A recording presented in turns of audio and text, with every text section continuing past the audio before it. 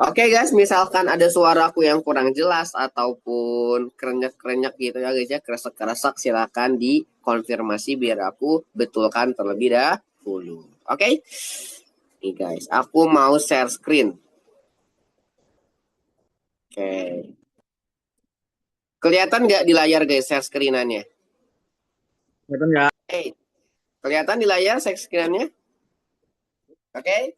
Nah, jadi hari ini kita mau melanjutkan untuk biologinya tentang sistem reproduksi, guys. Ini udah masuk part yang kedua. Di mana part pertama masih ingat gak? Kita itu membahas apa saja di part pertama? Ada yang masih ingat? Ayo, di part pertama kita membahas apa Pembelahan saja? sel. Pembelahan Yes, betul banget. Pembelahan sel. Kita belajar tentang pembelahan sel. Di mana ternyata pembelahan sel itu dibagi menjadi berapa jenis, guys? 3. Dua, tiga ya betul tiga. Ada apa aja? Amitosis, Amitosis mitosis, yang terjadi pada siapa? Amitosis? uniseluler. Iya, uniseluler ya, yang bersel satu, amuba, bakteri dan juga virus. Terus apa lagi? Mitosis, Mitosis dan meiosis, meiosis yang terjadi pada makhluk hidup multiseluler. multiseluler. Siapa multiseluler, guys? Hewan, Kita, ya, manusia, hewan dan juga tumbuhan. Oke, good. Oke, masih ingat ya? Mitosis, amitosis. Terus juga kita membahas apa lagi coba? Gametogenesis ya. Pembentukan sel gamet. Oke. Ya kan? Ada pembentukan sel sperma atau yang disebut dengan apa nama prosesnya? spermatogenesis, Spermatogenesis. Dan satu lagi, pembentukan sel telur atau ovum. Yang nama proses disebut dengan oogenesis. Oke. Nah, itu bisa kalian review lagi aja nanti ya di video ya kan di video nanti itu bakal ada di Google Chrome, Google Classroom. Oke, seperti itu. Oke.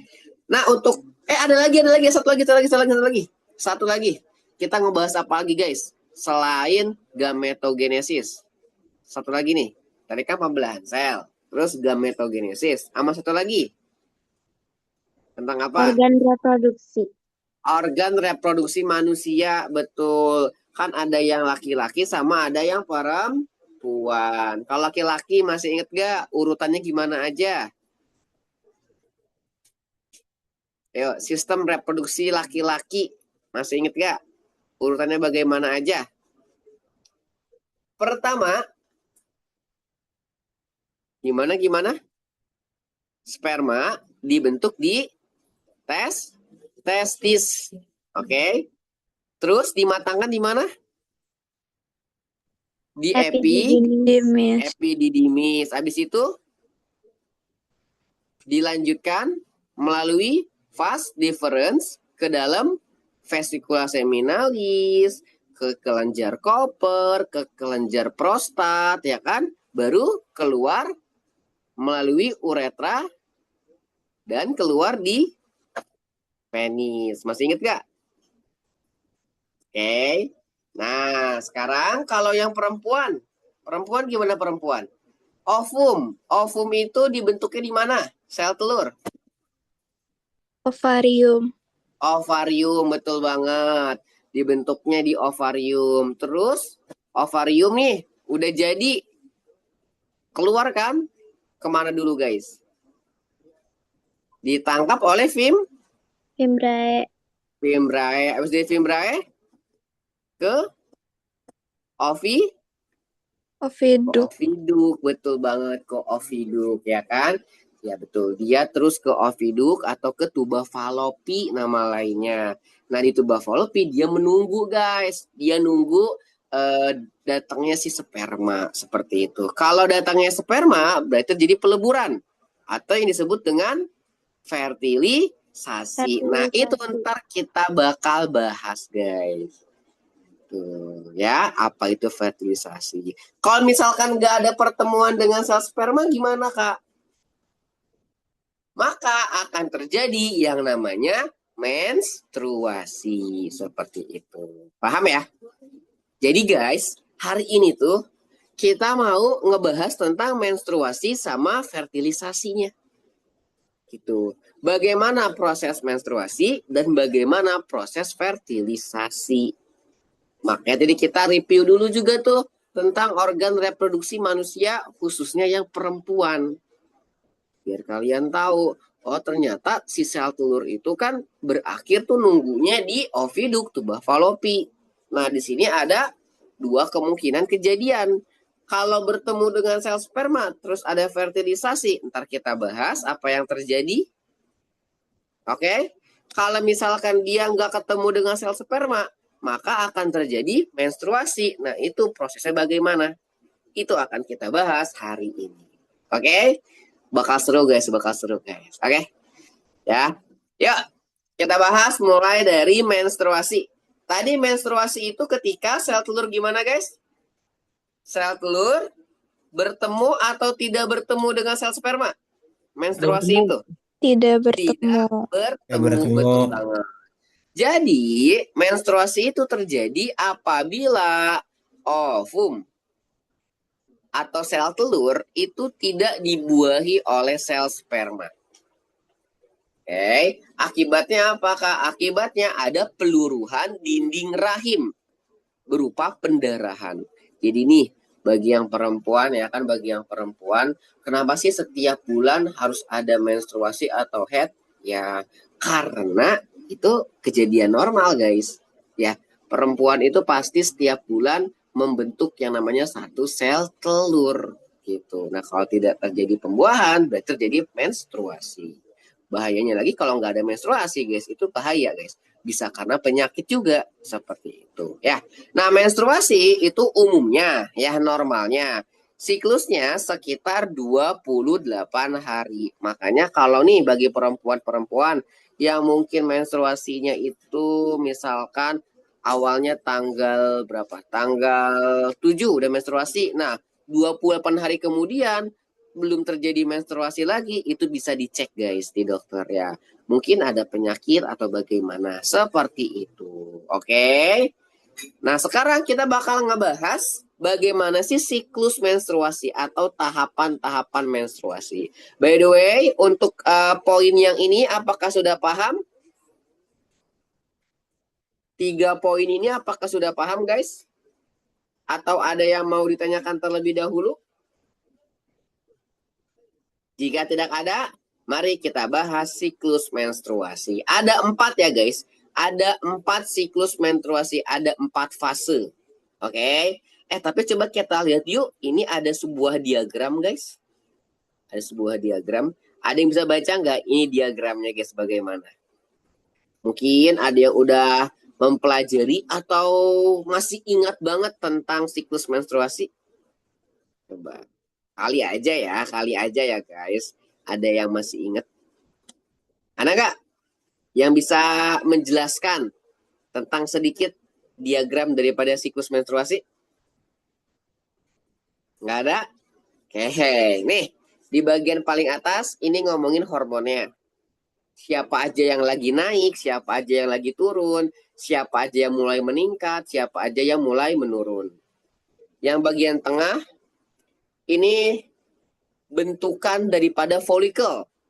Folikel itu apakah folikel? Folikel itu tuh pembungkus si sel telur ya guys. Jadi folikel itu kalau udah matang banget, dia akan mengeluarkan sel telur. Jadi sel telur itu ada di dalam folikel. Ingat ya, ini sel telur nih, yang kecil-kecil. Luarnya ini disebut dengan folikel. Yang paling bawah ini adalah diagram daripada dinding rahim. Tuh, jadi ada yang kapan dia bakal menipis, terus dia kapan akan menebal lagi. Terus kapan menipis lagi dan melakukan pendarahan. Seperti itu. Dari bawah ada fase-fase beserta rentang harinya. Oke? Seperti itu ya. Kayak aku bakal ngejelasin lebih detailnya di bawah sini guys. Ini aku udah ngebuatin rangkumannya ya. Yuk kita mulai. Fase yang pertama itu adalah fase menstruasi itu sendiri. Ini terjadi pada hari ke-1 sampai dengan 7. Ya, dari hari 1 sampai ke hari 7. Mungkin ada beberapa literasi yang ngomongnya dari hari 1 ke hari 5. Tapi rentangnya intinya sama aja guys. Dari 1 sampai ke 5 atau ke 7. Dia kurang dari 10 hari. Nih kalau di diagram ini dia rentangnya 1 sampai 6.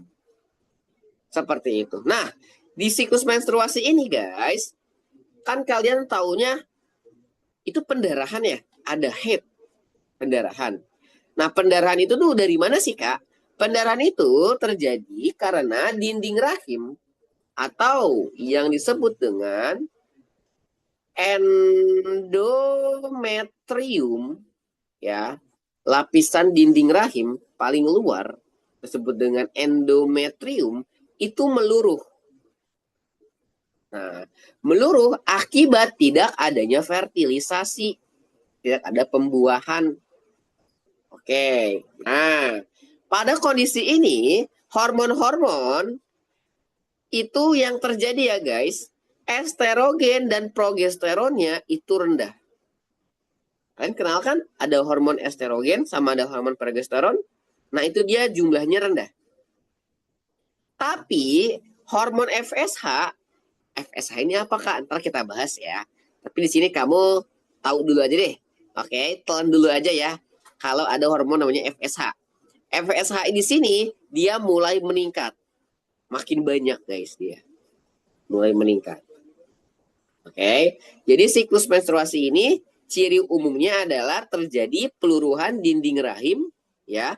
Berarti dia terjadi pendarahan akibat tidak adanya fertilisasi. Akibatnya hormon-hormon seperti estrogen dan progesteron itu rendah. Dan FSH-nya mulai meningkat. Nah, clear. Sampai sini ada yang mau tanyakan terlebih dahulu? Tidak ada? Oke, lanjut. Oke, hari selanjutnya.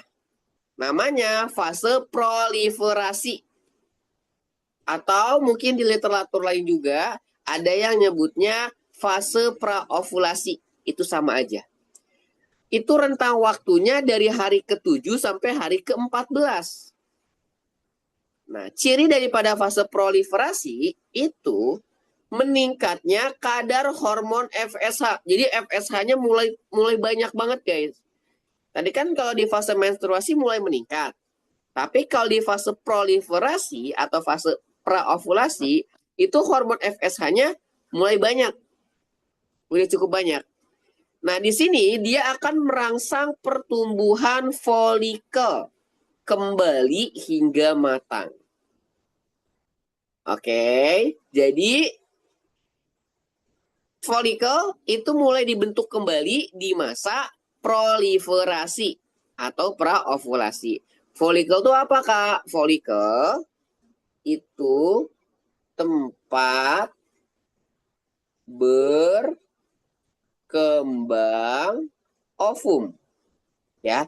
Jadi nih, guys, ini folikel nih, guys. Ini folikel. Ini folikel. Ini folikel nih, tuh.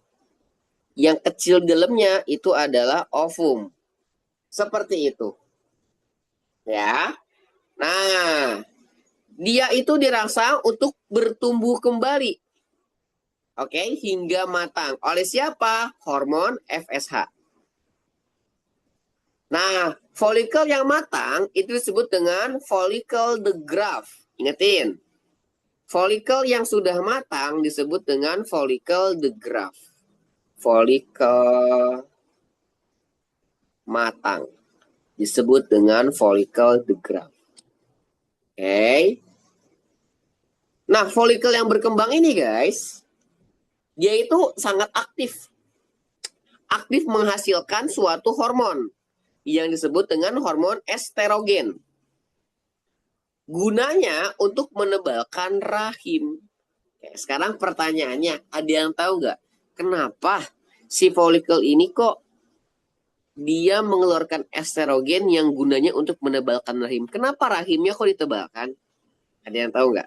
Mungkin ada yang udah baca-baca tentang fertilisasi atau menstruasi gitu. Jadi dia tahu nih alasan kenapa si folikel ini menghasilkan estrogen untuk menebalkan rahim. Ada yang tahu nggak?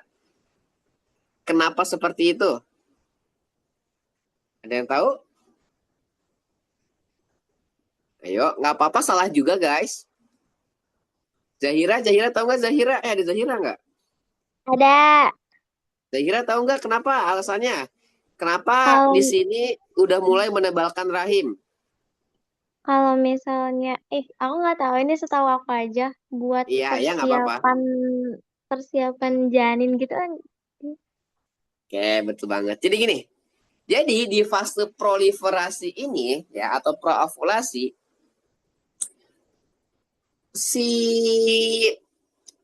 folikel itu tuh udah sedia payung sebelum hujan, guys. Jadi dia udah mempersiapkan tempat tinggal. Tempat tinggal untuk siapa, Kak? Tempat tinggal untuk janin nanti, untuk zigot nanti.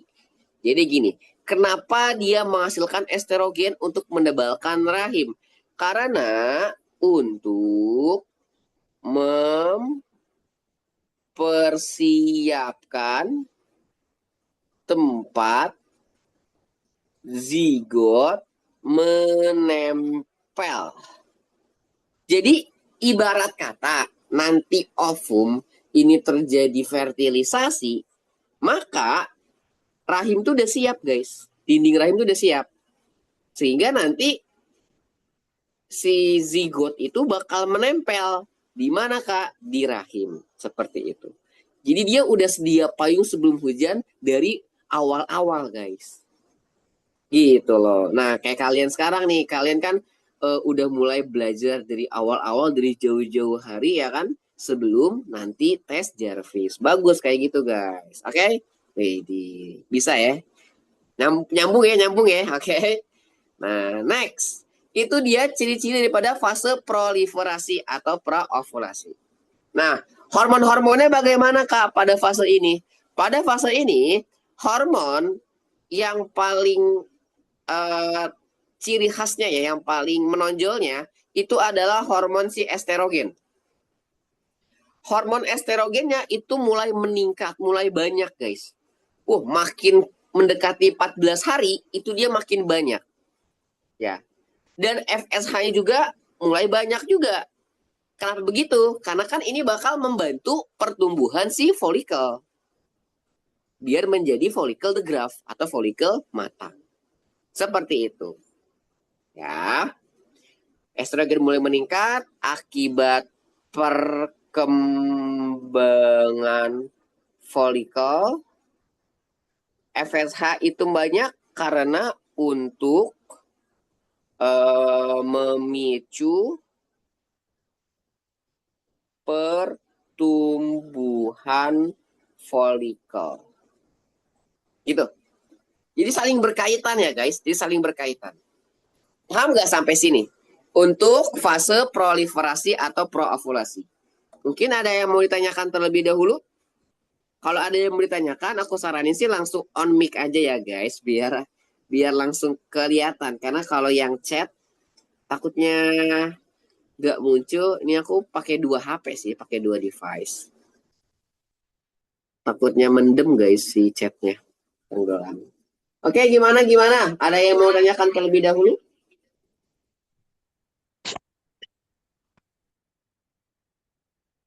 Apakah aman? Tidak ada? Oke, kalau nggak ada, kita lanjut ya. Next. Nah, sekarang berarti folikelnya udah matang dong. Setuju? Folikelnya sudah matang. Ya kan? Udah siap buat dikeluarkan si ovumnya. Ya, folikelnya udah jadi folikel the graft. Folikel udah matang. Berarti udah siap mengeluarkan ovumnya. Nah, selanjutnya itu adalah fase ovulasi. Ini tepat pada pertengahan siklus menstruasi.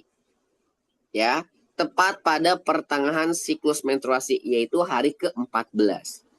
Di sini ciri khasnya adalah lepasnya ovum dari folikel the graft. Salah kehapus nih. Ciri khasnya adalah lepasnya ovum dari folikel the graft. Nah, kalian tahu gak siapa yang melepaskan ovum dari folikel the graft? Ternyata yang melepaskan adalah si hormon LH. Loh, siapa LH, Kak? Oke. Jadi hormon LH ini dia itu tiba-tiba datang.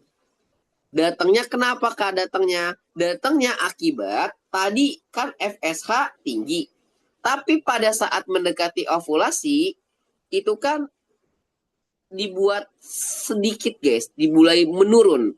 Ketika matang ya, nih.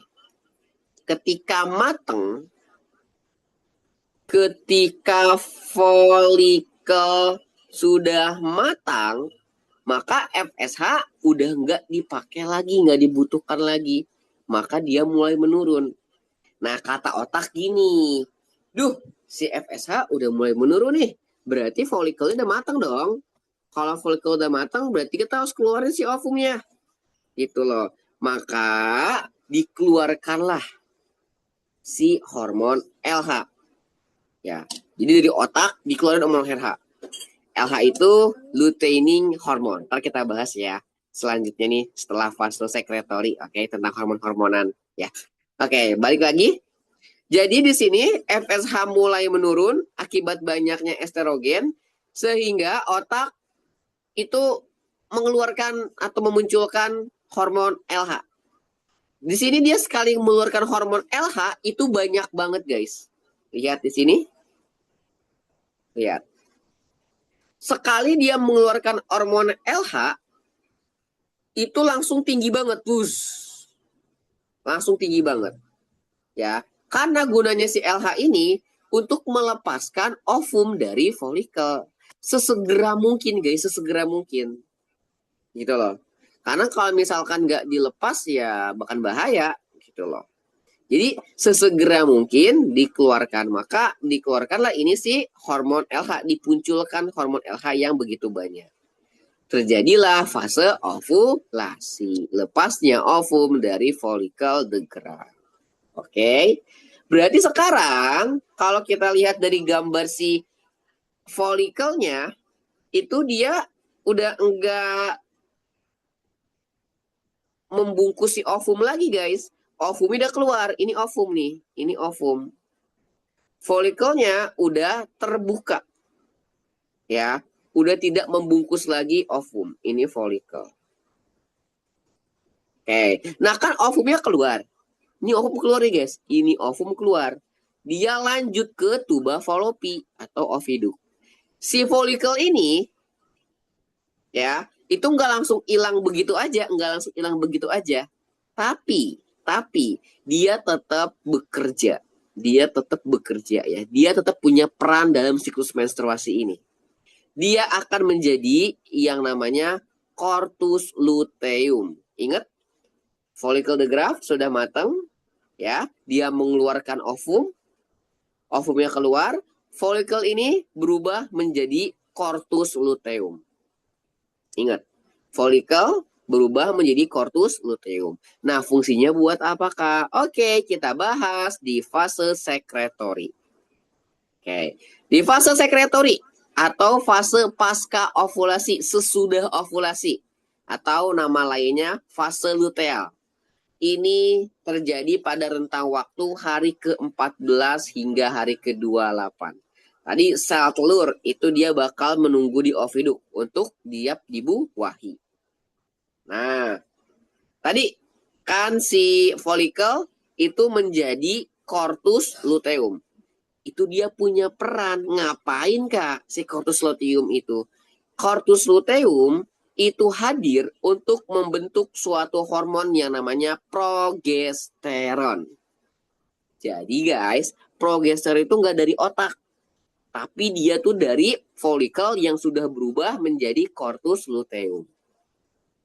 Nah, di fase ini estrogen juga banyak, guys, jumlahnya tinggi. Tapi kalau LH menjadi rendah kembali karena tugas dia udah kelar. Sel telur udah keluar daripada si folikel the graft tersebut. Nah, udah deh. Di sini si sel telur tinggal menunggu doang. Menunggu untuk dibuahi oleh si sel sperma. Paham? Aku ulangi lagi ya. Jadi di fase ovulasi ini terjadi lepasnya ovum atau sel telur daripada follicle the graft. Itu akibat perangsangan daripada hormon LH. Nah, di sini hormon-hormon seperti FSH itu udah turun. Oke, karena follicle udah matang. Dia udah nggak berguna lagi. Oke, nah. Lalu, menurunnya hormon FSH ini, dia memicu lonjakan si hormon LH. Seperti itu. Lalu ketika ovum udah keluar, si folikel itu nggak langsung mati. Dia berubah menjadi corpus luteum. Corpus luteum, dia akan menghasilkan progesteron. Oke, nah disinilah sel telur menunggu untuk siap dibuahi. Semisal kalau dibuahi, apa yang terjadi? Ada yang tahu nggak? Tebak aja guys, kira-kira aja. Kalau misalkan sel telur dibuahi, apa yang akan terjadi? Pembuahan. Fertilisasi. Iya, fertilisasi. Terus efeknya gimana? Hormon-hormonnya bakal bagaimana guys? Ada yang tahu nggak? Oke.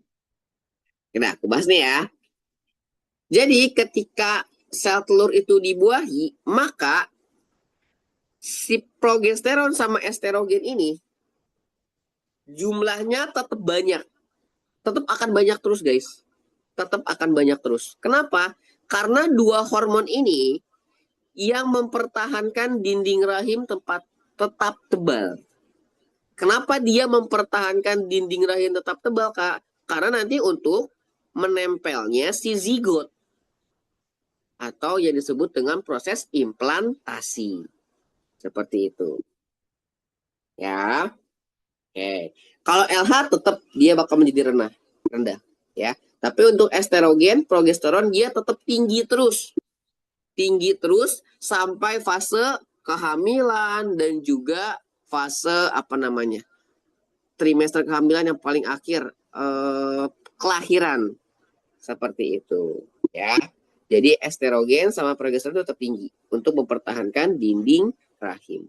Sekarang pertanyaannya, kalau enggak dibuahi, ini tidak dibuahi nih, apa yang akan terjadi? Ada yang tahu nggak? Sel telur nih udah siap dibuahi, ternyata kagak ada sel sperma yang datang buat membuahinya. Apa yang akan terjadi guys? Menstruasi lagi. Iya, betul banget. Balik lagi ke fase awal. Terjadinya menstruasi, peluruhan dinding akibat tidak adanya fertilisasi. Nah, oke. Kenapa bisa meluruh, Kak? Karena gini, kata si otaknya gini, ini kan nggak ada fertilisasi ya. Terus si sel telur teh nggak bakal dibuahin sama si sel sperma atau nggak akan jadi implantasi di rahim, ya kan? Terus buat apa dong ya? Gua adain si dinding rahim itu ya. Ya udah deh, gua luruhin aja deh. Nah, peluruhan dinding rahim ini disertai dengan penurunan estrogen dan progesteron. Kata si otak teh, ya udahlah si estrogen sama progesteron kita keluarin juga deh, kita rendahin juga deh. Rendah deh. Nah, tapi kan yang namanya manusia tetap hidup berlanjut kan? Sama si otak diginiin. Nah, sekarang kita mulai hidup atau siklus yang baru. Berarti gue udah harus keluarin lagi nih FSH. Ya kan? Karena kan gue harus ngebuat folikel yang baru. Tadi kan ovum yang udah nggak dibuahin udah gue buang juga tuh. Berbarengan sama penurunan dinding rahim. Jadilah gue mengeluarkan FSH lagi si otak untuk memicu pertumbuhan folikel. Nah, dari situ balik lagi ke siklus pertama. Terus kedua, terus hingga akhir hayat. Seperti oke, enggak guys, untuk siklus menstruasi ini. Atau mungkin ada yang mau ditanyakan terlebih dahulu?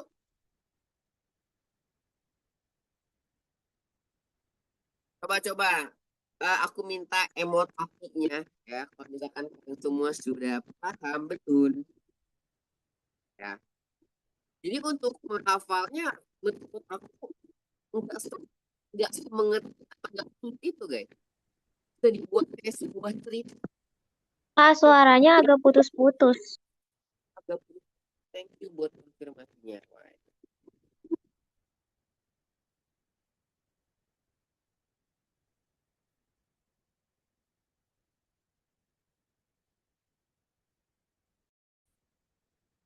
Oke, kita lanjut ya guys.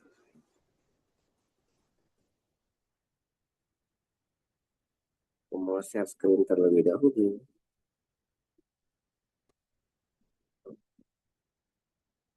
Kita lanjut. Nah, sekarang kita bakal fokus membahas hormon dan peranannya. Karena ini sering banget ditanyain. Kayak misalkan, FSH itu dibuatnya di mana, oleh siapa. Terus hormon estrogen itu oleh siapa, fungsinya apa, dan lain-lain sebagainya. Yuk, kita bahas ya. Oke, rangkuman singkatnya seperti ini. Jadi, hormon yang berperan dalam pada siklus menstruasi ini, itu berasal daripada dua sumber. Yang pertama, kalau dari otak atau hipotalamus ya, itu ada si hormon FSH dan hormon LH. FSH itu tadi hormon yang berfungsi untuk memicu perkembangan hormon, ini ngaco. Memicu perkembangan folikel. Oke. Nah, kepanjangannya itu guys, FSH adalah follicle stimulating hormone. Ya. Jelas banget ya. Follicle stimulating, menstimulasi si follicle. Ya, hormon yang menstimulasi follicle, FSH. Terus hormon LH, kepanjangannya adalah luteinizing hormone. Aku nggak tahu ya cara baca yang betul gimana ya. Setahu aku luteinizing hormone itu udah betul bacanya guys. Nah, dia fungsinya untuk memicu pelepasan ovum. Oke. Nah, kalau yang dari folikel itu sendiri ada hormon estrogen. Nah, hormon estrogen itu dibentuk ketika terjadi perkembangan folikelnya, ya. Dia memicu estrogen, di mana itu untuk penebalan dinding rahim. Terus yang kedua ada hormon progesteron. Ini ketika sudah menjadi corpus luteum. Yang mana fungsinya untuk mempertahankan dinding. Seperti itu adik-adik. Ada yang mau ditanyakan dulu nggak nih untuk siklus menstruasi? Nah, sepertinya aku sudah selesai menjelaskan untuk yang siklus menstruasi. Aman saja, Boy? Aman ya? Oke, kita lanjut. Sekarang kita bahas jikalau ya kan ya. Tadi setelah ovulasi, sel telur menunggu di oviduk, berarti di fase sekretori atau fase pasca ovulasi, itu ternyata si sel telurnya terbuahi oleh sel sperma. Gitu. Nah, apa yang akan terjadi? Nah, itu akan terjadi yang namanya proses fertilisasi, pertemuan antara sel telur dan sel sperma. Oke. Biasanya normalnya satu sel telur, satu sel sperma. Seperti itu ya. Tidak mungkin dua sel telur ya. Nggak mungkin dua sel telur sih guys. Pasti satu sel telur doang. Oke. Nah, gimana sih Kak proses peleburan atau fertilasi itu sendiri? Jadi prosesnya begini guys. Sel telur itu dia tuh berlapis-lapis ternyata. Dia berlapis-lapis. Ya. Lapisan paling luar itu nama lapisannya adalah corona radiata. Keren namanya ya, corona radiata. Di dalamnya lagi setelah corona radiata ada yang namanya zona pelucidasi.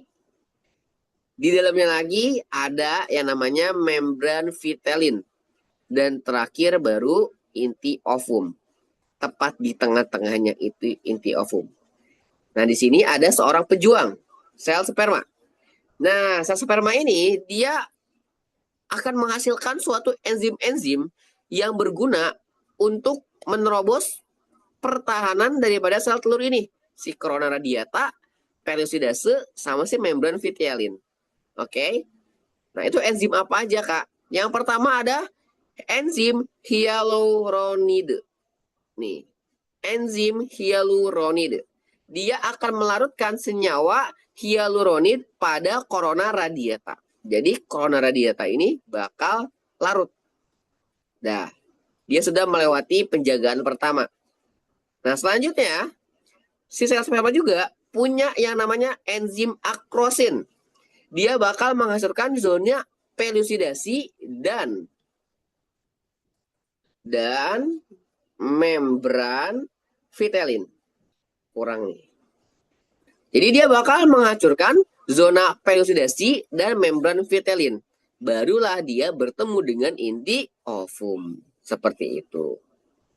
Nah, kemudian ketika sel telur melebur dengan sel sperma, maka akan membentuk yang namanya zigot. Zigot itu akan menempel pada rahim.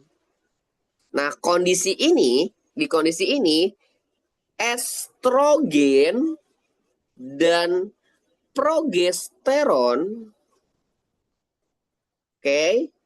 dibuat tetap tinggi.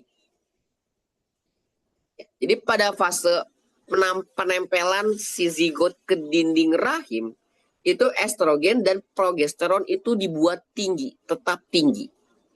Sampai terakhir banget itu adalah fase kelahiran. Nah, proses penempelan zigot pada dinding rahim disebut dengan namanya implantasi. Paham nggak sampai sini? Oke. Simple kan? Simple, guys. Oke. Terus bagaimanakah perkembangan zigot dalam dinding rahim? Perkembangan zigot dalam dinding rahim seperti ini, guys. Kalau di rangkuman itu lebih lengkap. Tapi di sini aku mau mengambil titik poin utamanya saja. Ya, singkatnya gini. Zigot akan berubah menjadi morula. Ya. Morula itu kayak berupa bola-bola kecil yang bentukannya mirip. Nah, seperti buah arbei. Nah, lalu morula itu terus bertumbuh ya, membelah diri menjadi blastula. Nah, di blastula ini nanti mulai dia mengeluarkan trofoblast gitu. Ada namanya trofoblast. Trofoblast gitu. Trofoblast yang akan berguna untuk mengaitkan diri ke dinding rahim. Gitu. Jadi dia akan mengaitkan diri dia sendiri ke rahim, guys. Nah, ya. Itu diciptakan namanya trofoblast. Terus dia membelah terus menjadi gastrula, habis dari gastrula terakhir menjadi embrio atau si janin ini. Nah, FYI guys, FYI, kan waktu part pertama kita belajar tuh ya, ada yang namanya pembelahan mitosis. Nah, proses ini keseluruhannya itu dia terjadi yang namanya pembelahan mitosis. Jadi pembelahan mitosis itu udah terjadi dari awal zigot, guys. Itu. Kalau meiosis hanya pada saat pembentukan sel gamet. Ya, gametogenesis. Gitu, saat pembentukan sel sperma sama saat pembentukan sel ovum. Tapi kalau mitosis dari awal zigot itu sudah terjadi ya, sampai kalian segede sekarang. Gitu. Pembentukan tangan, pembentukan kaki, otak, itu semuanya melalui pembelahan mitosis. Seperti itu. Oke, sampai sini apakah ada yang mau ditanyakan terlebih dahulu untuk fertilization? Tidak ada? Coba aman gak guys? Kalau aman aku minta emotnya lagi. Emot apinya mungkin atau emot apalah. Coba. Oke. Fahri udah oke. Apakah ngantuk guys? Apakah ini mengantukkan atau membosankan? Enggak ya? Enggak. Nah, enggak ya. Oke, sekarang berarti embrio itu sudah, zigot sudah menjadi embrio atau janin. Nah, janin itu menempel di mana? Coba aku mau kuis tipis-tipis. Janin itu tempelnya di mana janin? Dia berkembangnya di mana berkembangnya? Tumbuh kembangnya di mana janin? Rahim. Rahim. Yes, di dalam rahim. Betul.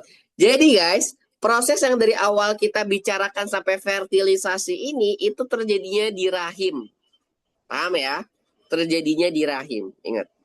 Ini semua si menstruasi, fertilisasi itu ujung-ujungnya terjadinya di rahim. Ya. Oke, nah sekarang bagaimana sih Kak bentuk daripada janin? Bentuk daripada janin prosesnya gimana nih? Udah aku buatkan struktur janin. Ini suka keluar juga ya. Suka keluar juga bagian-bagian atau struktur daripada janin. Seperti ini. Oke. Di sini kita kenal ada yang namanya tali pusar. Ya, tali pusar. Tali pusar itu penghubung guys. Dia penghubung antara plasenta. Apa nih Kak plasenta? Plasenta itu yang membawa oksigen, membawa makanan dari tubuh ibu. Si induknya, dari tubuh sang ibu. Nah nanti dikirim ke dalam si janin tersebut. Nanti melewati tali pusar terlebih dahulu. Lalu di sekitar janin itu ada sebuah cairan. Nah, cairan itu disebut dengan amnion. Cairan amnion. Atau istilah kampungnya ya. Istilah kampungnya. Istilah kampsuinya. Itu namanya air ketuban. Nah, fungsinya buat apa, Kak? Dia berfungsi untuk melindungi si janin dari benturan fisik. Misalkan ada sang ibu ini dia jatuh lalu bagian perutnya terbentur ke tembok atau kemana gitu. Nah, dengan adanya si amnion ini atau air ketuban, benturan daripada si dinding atau si meja tersebut itu akan teredamkan, akan berkurang hingga sampai ke si janin. Mungkin tetap si janinnya kena benturan guys, kena getarannya, tapi dikit. Karena sudah diturunkan frekuensinya oleh si air ketuban tersebut. Contohnya gini deh, kalau misalkan kalian tahu nih, lagi dalam kolam berenang, terus ada orang yang mau nyoba nendang kalian dalam kolam berenang, itu pasti terasanya kayak lambat banget kan tendangannya, karena itu si frekuensi diturunin guys sama si amnion, diredam seperti itu ya. Itu adalah fungsi daripada air ketuban atau amnion. Lalu di sini nih, nah bawah sini itu adalah vagina. Ketika si janin ini udah siap banget, ada yang tahu nggak? Normalnya janin di dalam perut ibu berapa bulan? 9. 9. 9, betul. Ketika misalkan udah 9 bulan ya, ini misalnya ketika udah 9 bulan, ini kepala si janin itu mulai akan berada di bawah sini guys. Udah mendekati liang vagina ya. Jadi janin normal ya, ketika udah mencapai 9 bulan, itu kepalanya ada di bawah, kakinya di atas. Oke, itu terjadi secara sendirinya guys. Begitu. Paham sampai sini? Nah, ketika udah 9 bulan, udah siap dilahirkan, udah dia oe keluar. Oke, dan hidup jadilah kalian semua di sini. Sampai sini ada yang mau tanyakan terlebih dahulu? Ini terjadinya di rahim, dalam rahim. Oke. Paham? Paham tidak? Enggak. Oke, nah, paham ya? White. Ini kita jeda. Oke, nah, jadi aku mau menjelaskan sedikit tentang proses kehamilan ya, bagaimana itu terjadi. Oke, jadi kehamilan itu dibagi menjadi 3 trimester. 3 trimester ya. Oke, satu semesternya itu 3 bulan. 1 trimesternya 3 bulan, sorry. 1 trimester itu sama dengan 3 bulan. Jadi kalau ada 3 trimester, 3 kali 3, 9 bulan. Nah di sini, pada saat bulan pertama, ya, trimester pertama, ya, itu fokus perkembangannya terpusat pada organogenesis. Ini tuh bahasa lain daripada janin. Jadi organ-organ penting seperti jantung, ya, sistem saraf pusat itu mulai dibentuk. Kalau bulan kedua, tangan dan kaki sudah terbentuk juga. Oke, bulan ketiga, seluruh organ tubuh sudah lengkap terbentuk, termasuk organ kelamin luar. Organ kelamin dalam itu yang mana sih Kak? Kalau laki-laki, organ kelamin dalam berarti ini guys. Ada testis, ada epididymis, ada vas deferens, ada kelenjar-kelenjar. Nah, itu organ kelamin dalam. Tapi kalau misalkan pada perempuan, organ kelamin dalamnya berarti ada si ovarium, terus ada tuba fallopi, ada rahim, dan lain-lainnya. Kalau organ kelamin luar yang cowok itu berarti ada testis, ada penis. Oke. Kalau perempuan berarti vagina. Oke, lanjut. Kemudian pada trimester kedua berarti bulan keempat sampai bulan keenam bisa kita lihat di sini fokusnya adalah perkembangan terpusat pada anggota badan. Oke, karena kan organ tubuhnya udah lengkap. Bulan keempat nih, itu sudah bisa disebut dengan janin yang bergerak aktif. Oke, dia mulai mencapai beratnya. Nah, ini nggak usah dihafal ya beratnya berapa ya, karena setiap literatur bisa berbeda-beda. Dan kemungkinan nanti di Revisi Mandiri mah nggak akan ditanyain kayak beratnya sampai berapa, enggak. Tapi kalian tahu aja, oh pada saat bulan keempat itu janinnya udah mulai bergerak aktif. Gitu ya.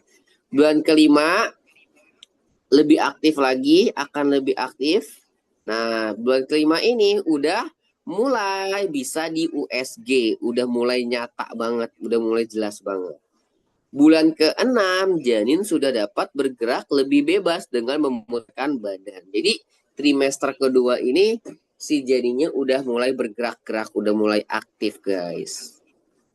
Lanjut, trimester ketiga, bulan ke-7 sampai bulan ke-9. Ini penyempurnaan saja guys, ya. Dimana janin itu udah mulai bergerak dengan posisi kepala ke arah liang vagina. Penyempurnaan posisi kehamilan, kelahiran.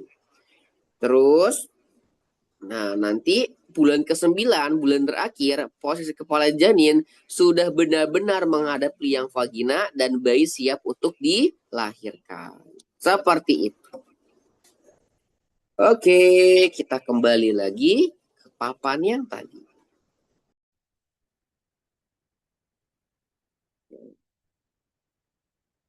Oke, sampai sini aman? Atau ada yang mau ditanyakan terlebih dahulu? Aduh, iklan apa sih? Enggak. Bisa ngeri. Oke, lanjut. Guys, kita mau bahas kontrasepsi ini sekarang ya. Additional, ya, materi additional. Kontrasepsi. Mungkin di beberapa buku mah belum dibahas tentang kontrasepsi ya. Tapi kita tetap bahas ya. Karena kita mau membahas semua apapun yang berkaitan dengan sistem reproduksi. Kontrasepsi, apa sih Kak kontrasepsi? Jadi kontrasepsi itu upaya untuk mencegah terjadinya kehamilan. Oke. Nah, biasanya sih ini dilakukan oleh keluarga-keluarga yang mungkin punya niatan punya anak 2 doang, punya anak 1 doang gitu, atau program pemerintah. Ada kan sekarang ya. Siapa itu namanya? Pak KDM ya? Pak KDM menyuruh laki-laki untuk melakukan kontrasepsi permanen. Ini guys, si vasektomi. Ya, oke. Kita bahas kontrasepsi. Itu dibagi menjadi 2 jenis. Ada yang permanen sama yang non permanen. Permanen itu artinya bener-bener udah nggak bakal terjadi kehamilan gitu loh. Dan nggak bisa dibenarkan lagi.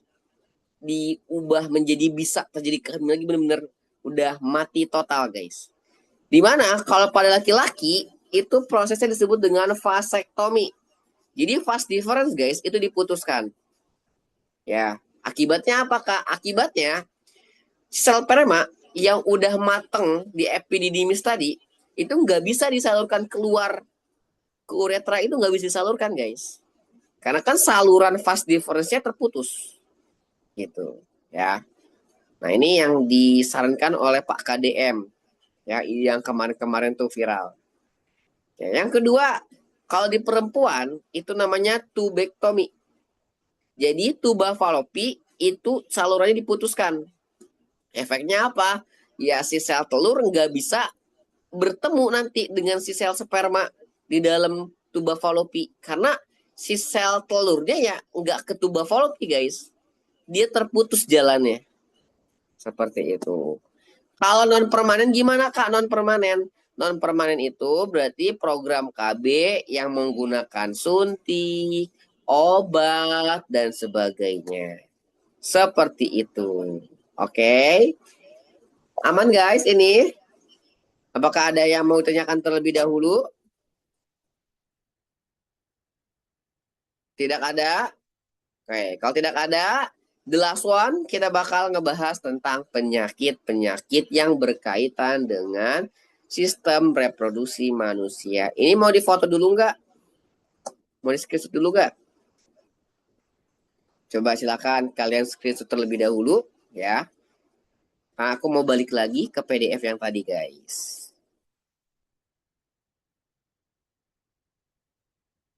Dah di screenshot?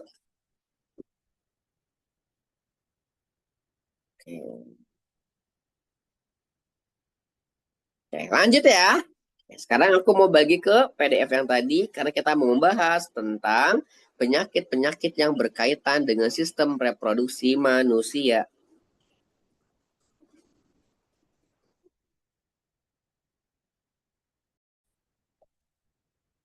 Oke, terakhir. Jeng-jeng, penyakit yang berkaitan dengan sistem reproduksi manusia. Oke. Yang pertama, ada kanker serviks. Ya, kanker serviks. Ini adalah jenis kanker yang menyerang daerah serviks atau leher rahim. Dia disebabkannya oleh virus. Apa namanya, Kak? Nama virusnya adalah HPV.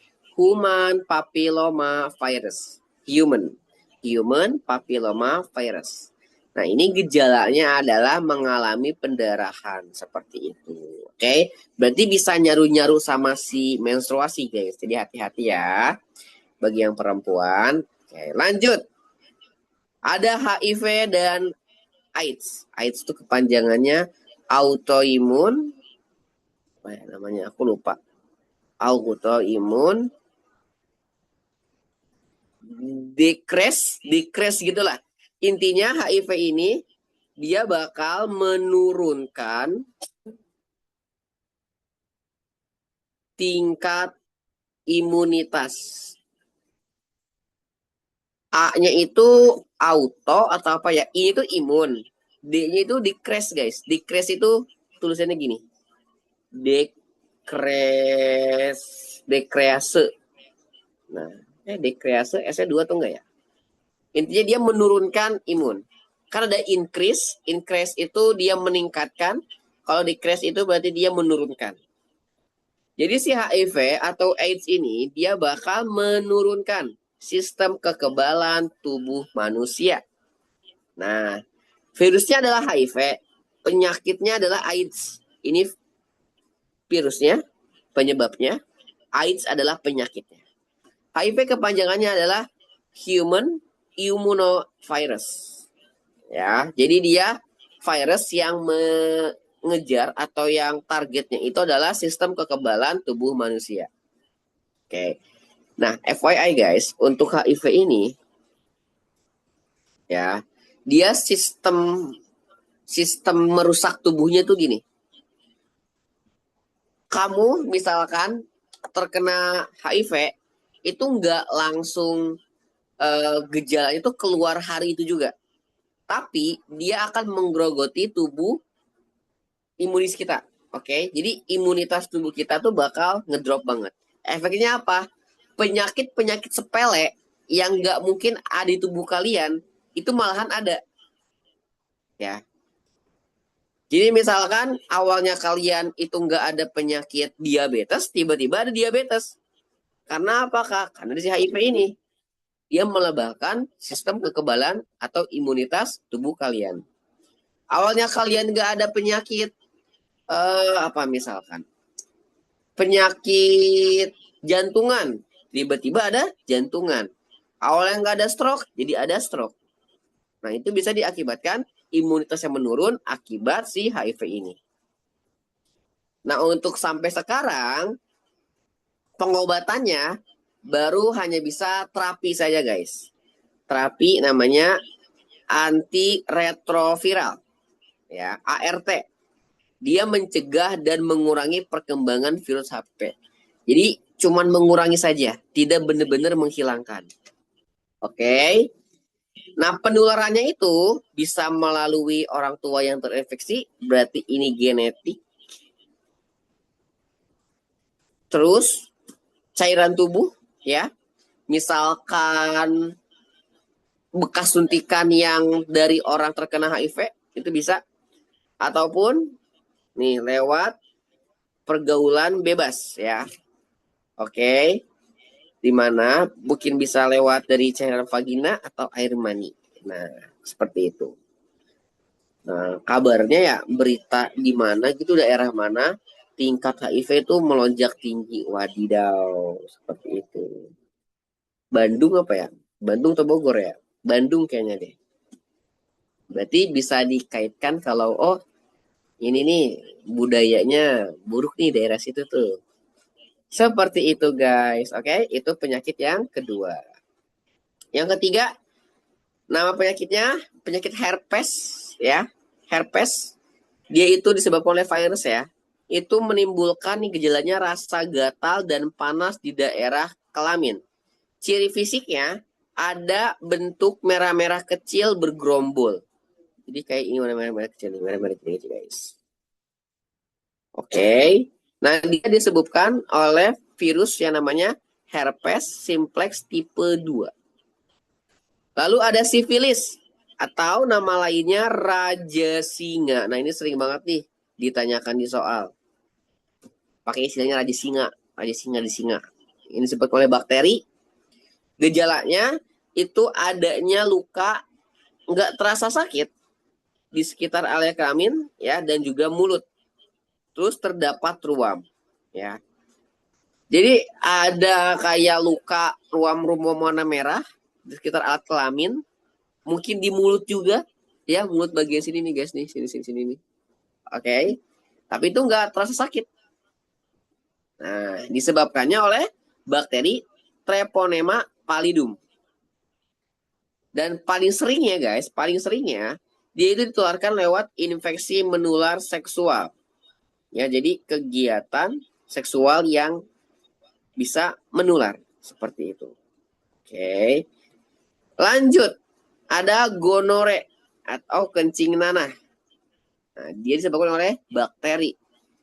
Gejalanya adalah buang air kecil yang sering, terus nanah pada penis, dan cairan keputihan sedikit kuning kehijauan pada vagina. Dia disebabkan oleh bakteri Neisseria gonorrhoeae. Oke. Paling seringnya disebabkan oleh infeksi menular seksual. Terus ada chlamydia. Ini adalah keputihan ya, nama dari keputihan. Gejalanya itu mengalami nyeri saat kencing. Oke. Berarti ini perempuan ya, pada perempuan ya guys. Disebabkan oleh bakteri Chlamydia trachomatis. Terus ada Candida ya, atau keputihan juga. Tapi ini oleh bakteri, oleh jamur, sorry. Ini oleh jamur. Tadi kalau Chlamydia keputihan oleh bakteri. Tapi kalau Candida keputihan oleh jamur.